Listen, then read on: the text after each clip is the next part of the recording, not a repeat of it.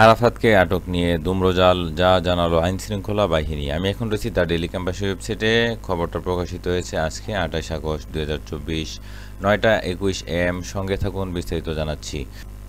সাবেক তথ্য ও সম্প্রচার প্রতিমন্ত্রী মোহাম্মদ আলী আরাফাতকে আটক করা হয়েছে, এমন একটি খবর ছড়িয়ে পড়েছে।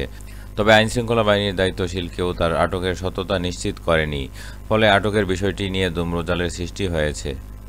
মঙ্গলবার ২৭ আগস্ট সাবেক এই প্রতিমন্ত্রী রাজধানীর গুলশান এলাকা থেকে আটক হয়েছেন বলে সামাজিক যোগাযোগ মাধ্যমসহ বেশ কয়েকটি গণমাধ্যমে সংবাদও প্রকাশিত হয়।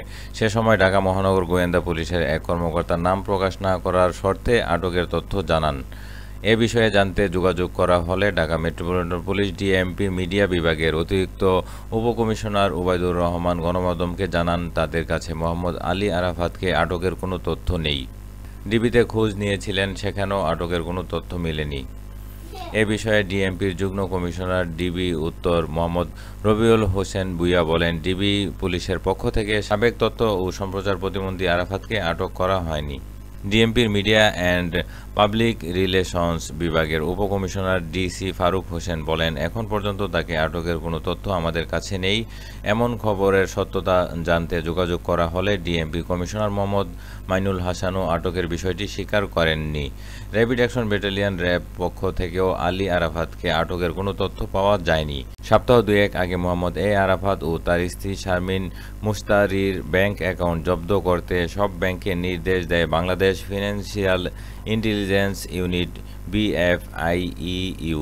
এক চিঠিতে ব্যাংকগুলোকে এ দুজনের নামে থাকা ব্যক্তিগত বা ব্যবসায়িক অ্যাকাউন্টের মাধ্যমে সব ধরনের টাকা তোলা বন্ধ করতে বলা হয়। গত বছরের জুলাইয়ে ঢাকা ১৭ আসনের উপনির্বাচনে আলোচনায় আসেন আরাফাত। নির্বাচনে অংশ নিয়ে হামলায় শিকার হয়েছিলেন প্রতিদ্বন্দ্বী হিরো আলম। তিনি ২০২৩ সালের জুলাইয়ে ঢাকা ১৭ আসনের উপনির্বাচনে প্রথমবার সংসদ সদস্য নির্বাচিত হন। এরপর গত ৭ জানুয়ারি নির্বাচনে আবারও বিজয়ী হন। তাকে তথ্য মন্ত্রণালয়ের দায়িত্ব দেওয়া হয়।